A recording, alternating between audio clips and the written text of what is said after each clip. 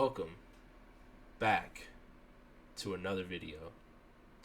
In this video, we're doing a reaction, but this one, we're going to react to Galactus from Marvel Comics versus Unicron from Transformers Death Battle. Now, if you guys know what Death Battle is, who they are, there's no reason for me to explain. You know what we get into. But if you don't know who they are, then I'm going to give you a brief summary.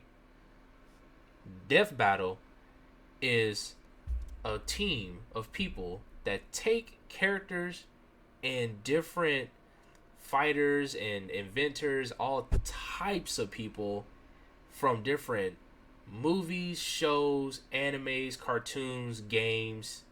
It's just it's just out there. There's a whole wide range of different categories of people they take. They've done Goku versus Superman. They've done Courage the Cowardly Dog versus Scooby-Doo. They've done Sonic the Hedgehog versus the Flash. And the basic idea of it is to take two people from different universes, because you know they're on their own universe. Marvel Comics, Transformers, it's their own universe and their own show or whatever, and they're taking two people that are similar in their own perspective universes and putting them against each other. Another one, Majin Buu versus Kirby. There you go. Like I said with Sonic the Hedgehog versus the Flash, both of them are fast, but who's faster? So that's essentially what they are, and we're gonna react to Galactus versus Unicron. So I'm not gonna do all that talking. Let's just go ahead and react to it, and I'll give you guys my thoughts at the end of the video. Let's get it. This episode is sponsored by BetterHelp and Death Battle!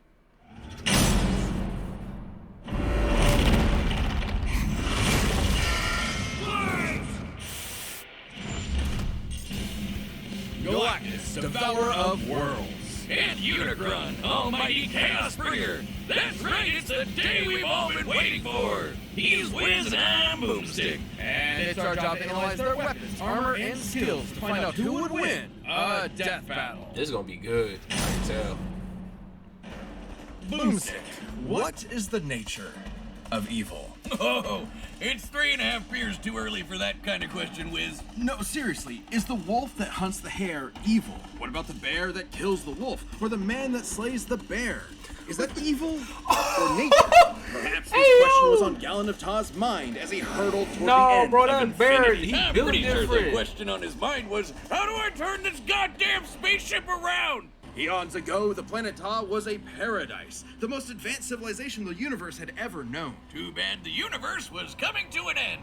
I hate it when that happens. The Ta'an scientist Gallon watched as the rest of his race ignominiously perished and decided to die gloriously on his own terms. By flying a ship into the sun, just like great-grandpappy Boomstick, the crazy old coot. But instead of being vaporized on contact like great-grandpappy Boomstick, Gallon got bitten by a radioactive god. As the last living thing left before the universe's end, Gallon was visited by the sentience of the multiverse, who merged with him as part of a cosmic cycle of death and rebirth. As the old multiverse died, a new one was born, and the scientist Gallon was no more. In his place was a being of untold power, the ravager of galaxies, Galactus. Well, despite looking like a masochist giant purple vibrator, G-Dog here is What the hell you say? pigs in all of Marvel, baby. And there's only one thing he wants to do: eat friggin' worlds. Galactus is so unbelievably, mind-meltingly powerful that strong doesn't really begin to describe him. Just being near him will begin to warp your perception of reality. In truth, he isn't even really a physical being with a soul anymore, but composed of energy itself. The power cosmic. Basically, your all-purpose space god magic that no good almighty ass-whooping god can go without. Sure, he can use it to blast your ass to unholy smithereens, but it's a lot more flexible, too. Described as being in touch with every other living thing at once, the power cosmic allows one access to a near-infinite pool of knowledge and the ability to sense danger ahead of time. I don't think there's a lot for him to be afraid of. He can manipulate matter, read and control the minds of gods, and teleport entire galaxies across the universe. The power cosmic allows him fundamental control over life itself, manipulating souls, creating new life forms from nothing, and even resurrecting the dead. And because his body is composed of energy, he can't really be hurt in the traditional physical sense. This allows him to grow or shrink his body with seemingly no limit, and alter his appearance. Wait. He chooses to look like that? His physical appearance matches the species observing him, so a human sees a human Galactus, a Skrull Galactus, and so on. Oh, Is that a so rat? it's just like how I see the world. What are you staring at? What matters most to me in the world. Awesome. No, not ugly. awesome. Very not awesome. At least as far as Galactus is concerned, since witnessing his approach is itself the end of the world. You would only have enough time to pray to your paltry gods before Galactus consumed your entire planet, absorbing its energy into himself, then moving on to his next meal. Man, I guess his costume is appropriate because he sounds like a total dick. Like, come on, man. You watched your whole planet die. Now you're gonna go around the universe doing the same thing? It's not entirely his fault. Galactus's power is so immense that the only thing that can sustain him is the consumption of entire worlds. Without this constant feeding, he would perish, just as humans would without consuming plants or other animals. Kinda like how I hunt squirrels because I hate each and every one of them. No, categorically the exact opposite, actually. Galactus isn't vengeful or cruel.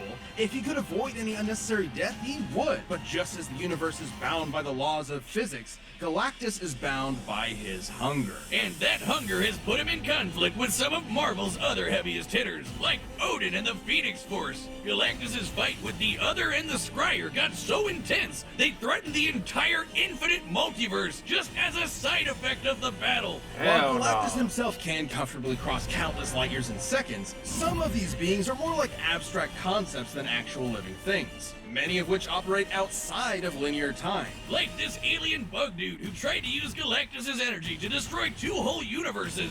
Even after being drained by him, he still nuked 3 whole star systems before getting a snack. Should he somehow be threatened by beings beyond 40 even the scope of space-time his power, continuum? Galactus That's crafted wild. a device to solve all of his problems. The ultimate He one-shot nullifier. In Darkseid. case that name isn't obvious enough, it's a teeny-tiny weapon that destroys anyone you think of. It doesn't just destroy them, it destroys everything. The entire multiverse is eradicated, then recreated without the target. An extremely roundabout way of winning, but it works. That's exactly what happened when Galactus used it on the abstract god of destruction, Abraxas. He destroyed the god of destroying things with a Happy Meal toy. It's like my therapist said, great things come in small packages. And the nullifier was If key he's to killing gods of Galactus' destruction first like great that defeat upon in his inevitable arrival his on Earth. universe, When that pesky Reed God's Richards Destruction managed Dragon to get Ball his is not- stretchy hands they on the can't hold thing, a candle to that. Galactus That's finally wild. backed down and spared the planet. Which makes no practical sense. The ultimate nullifier is a part of Galactus himself. It uses his own power. He can summon it at any time and even escape its effects by hiding in a pocket dimension. It even had the safety on. Maybe he was just bored. After billions of years of cosmic genocide just to survive, I'm pretty sure Galen forgot what it meant to be mortal. Perhaps that was the true evil all along, the slow death of Galen's humanity. Because what could be more terrifying than a being that sees everything and everyone you know and love as nothing more than his next meal? Jesus. In the Alright. beginning, before heaven and Let's earth, before get light it. and dark, there was Unicron. Created by the formless, primordial being known as the One to explore the fledgling multiverse, Unicron instead decided to consume everything. Dude, come on! Bad Unicron! Bad God! Bad! The One decided to split Unicron into 2 beings, one of order and hope known as Primus, and the other of chaos and evil known as Unicron. Again. Like all good sibling rivalries, they pushed each other's shit in over the fate of all existence. That is, until the goody little two-shoes Primus tricked his bro into imprisoning their souls in giant asteroids. Classic sibling prank. For me, it was the dryer. Primus terraformed his asteroid into what would later be known as the planet Cybertron, while Unicron did something different. Yeah, he turned his planet into a planet that eats other planets. Not only that, it can change its form into a giant badass robot Satan. He's literally the first Transformer! And with this new body, Unicron would travel the cosmos, consuming planet after planet and universe after universe. Not necessarily because of any hunger or need, but because Unicron is the physical embodiment of death and destruction. He is literally programmed to destroy everything. God's gotta do what a God's gotta do. And good luck trying to fight back. Uni's robot body comes with a tractor beam, eye lasers, fire breath, a chest cannon, and an antibody system in case anyone tries to pull a Drax on him. Unicron can mentally dominate an entire race of beings, erase things from existence, warp the fabric of space and time, and even manipulate matter itself. So even if his big robot body is damaged or destroyed, he can repair it lickety-split, or even send his spark out to find a new host. Essentially the Transformers version of a soul, Unicron's spark is immensely powerful and produces its own energy source, Dark Energon. Unicron is so evil that he can literally turn his bad dude energy into weapons of mass destruction, like unholy blades or planet-busting lasers. This Dark Energon will corrupt any that consumes it, turning them into a puppet of Unicron himself. It's also obviously the opposite of regular Energon, which is created by Primus and what fuels the Transformer race. So Unicron basically runs on the opposite of life. If he's death as a big robot, can he even be killed? Not by any conventional means. Even the destruction of his spark isn't guaranteed to end him. He will continue to exist as a necessary force that drives the cosmos. Anytime he's destroyed, he will appear again in a new universe. In fact, almost every Unicron you've seen in movies, TV, and comics are the same Unicron. Unicron is a literal force of nature. You can't reason with a hurricane that hates you. All you can do is see it and get the hell out of the way. But this hurricane is never gonna stop until you and everyone you know is DED dead. His mere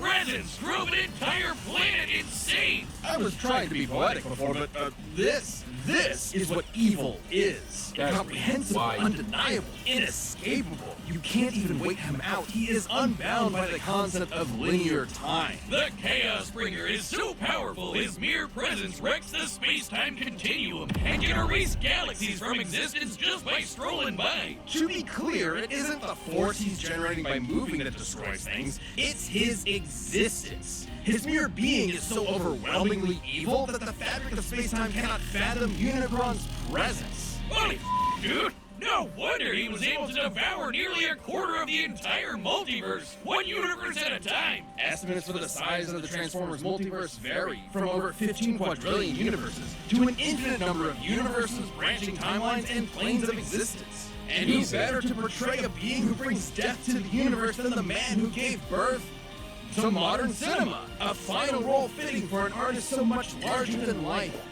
Or deeply ironic that it's a feature-length toy commercial. The Transformers movie has always been celebrated for its excellence. I say. Despite that unbelievable power, the Chaos Bringer's almighty rampage through reality has been halted a number of times, usually due to the matrix of leadership, the essence of Primus himself, and the embodiment of all hope and light in the universe. Are you telling me that Robo-Satan was defeated by the power of friendship? Forget beer! I'm gonna need some of that shit going straight into the vein! As the abstract idea of evil actualized, any notion of goodness is directly antithetical to his being. As incomprehensible to Unicron as he is to us. But despite the best efforts of heroic Transformers like the Big Optimus Bang Prime, Wild. Unicron has always returned from the smoldering ashes of defeat and risen to threaten reality again. It's his very nature. Such as the time a united armada of Autobots, Decepticons, and an entire people created from his cells, the Minicons, tried to destroy him once and for all. They actually succeeded in killing him, until Galvatron's hatred for Optimus brought Unicron back to life. Because challenging Unicron means challenging evil itself, destroying destruction itself. An impossible paradox. You can't kill Unicron because killing is literally what Unicron is. So, what does that mean for us? Every petty act of violence, every war, every cruelty, every death battle gives Unicron life. The life he'll use to kill us all. We are culpable in our own annihilation. Unicron's not just some comic book villain. He's all there is and all there will be. He was there at the beginning, and he'll be there at the end. He's a law of physics. He's as inevitable as your dying breath. Jesus, now you got me scared. Hey, real quick, I'm gonna bet on Galactus. I'm just gonna take a full bet on Galactus. That. Don't ask me why. I don't know why. I'm just gonna go with Galactus. All right, the combatants are set, and we've run the data through all possibilities. It's time for the death battle you've been asking for forever! Ooh, let's see. As all things must, your world has come to an end. Oh, look at the animation they did. It's pretty nice. Halt! This planet is mine to consume. So saith Galactus, destroyer of worlds. Begone, thus decrees Unicron, Chaos Bringer.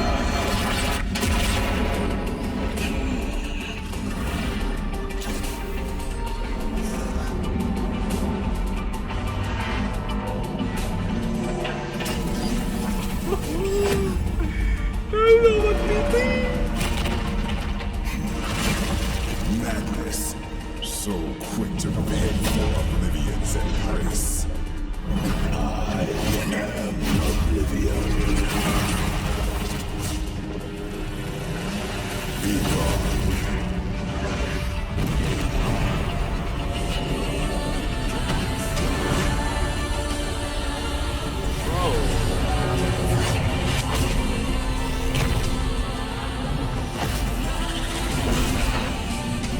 Did he just turn that bitch into a black hole?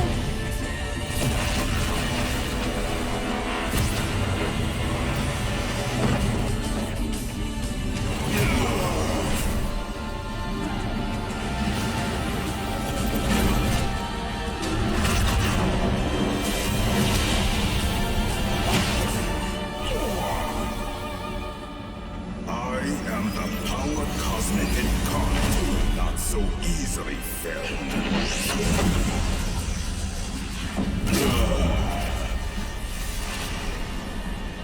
Fleeing so readily, Unicron. No devourer, transforming.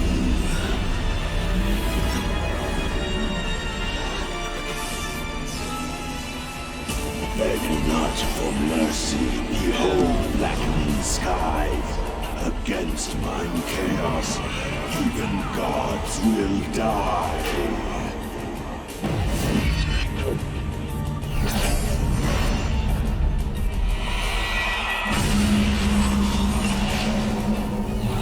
Galactus meets your challenge. Here's your call. This is fire. We'll bring destruction to it all. I am destruction, pure finality, in first and last, true immortality.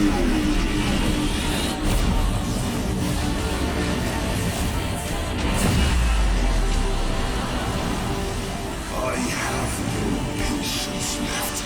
Return thy dreams. Head to the void where none may hear your screams.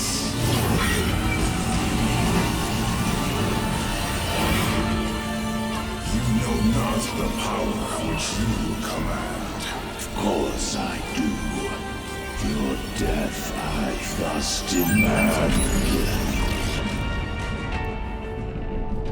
Finally, I have won. I've seen your power, bringer of chaos. Yet by my vigor thou hast much need. Witness the last fate that awaits you thus. For almighty Galactus must now feed. KO! We know Galactus and Unicron were beings who could manipulate reality itself and do basically anything. Older than the universe, unbound by time, they had each other matched in a lot of ways. So it ultimately came down to which of them was more powerful. Both could threaten an entire infinite multiverse, but Unicron could only do so over time, devouring them one by one. While Galactus' battle with the Scryer and the other threatened to destroy the entire Marvel multiverse as just a side effect. Not to mention, Galactus tussles with cosmic beings like himself all the time. While Unicron is usually the top dog in Transformers, he's a big fish in a relatively small pond. Relative to Marvel, at least. That might sound better for Unicron at first, but it means Right he about has that. way less experience than Galactus in full-on fights against dudes his size. And while Unicron has used Dark Energon to infect and corrupt other beings in the past, Galactus technically doesn't have a soul thanks to his cosmic rebirth from Galen. And he's fended off mental attacks before, so there's no real reason to think that would work here. And as lame as it is, the ultimate nullifier is just really, really overpowered. Despite Unicron being able to survive the destruction of his spark, the ultimate nullifier is significantly more thorough. Consider the time it was used against Abraxas, a being that embodied the abstract concept of the multiverse's destruction. Sounds like somebody you know? Even against someone like that, the good old Ollie Nully had no problem erasing him from reality. And the same would happen to Unicron, while Galactus could always hide in that pocket dimension, just as he escaped the nullifier before. Unicron was an insanely terrifying threat, but Galactus had the power, experience, and arsenal to ultimately annihilate him. If you thought Galactus was going down in this fight, you were Unicron. The winner is Galactus. Let me see who's next. Season 10. At the end of Death Battle, every Death Battle they do, they give a little sneak peek of to who the next two fighters are. So we about to see. But season 11 is on the Oh no! way. Thanks so much for watching, and a special thanks to our channel members for being champions this year. Get ready for more Death Battle in 2024.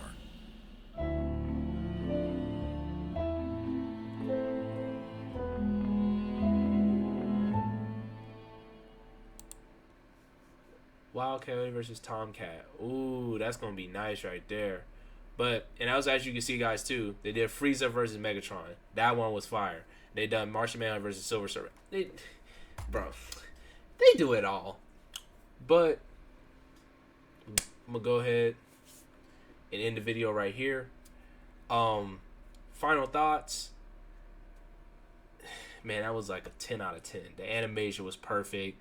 And like I said Galactus. I just had a feeling Galactus was going to win. I just had a feeling. Dude was just too over damn powered the way they were explaining. He was just too over damn powered. But 10 out of 10 video. It was really nice. I like it. That's why I like watching Death Battle. I already know the comment section going to be going crazy. They went crazy on the Goku versus Superman. You guys should have seen it. It was funny. The comment section was crazy. But yeah, definitely you guys go ahead and check them out. I'm going to go ahead and leave those guys YouTube channel in the description below, so you guys can definitely go check them out. I hope you enjoyed this video. If you did, leave a like, comment, subscribe, and share. And without further ado, I'm gonna go ahead and end it right here, and I'll catch you guys later in the next video.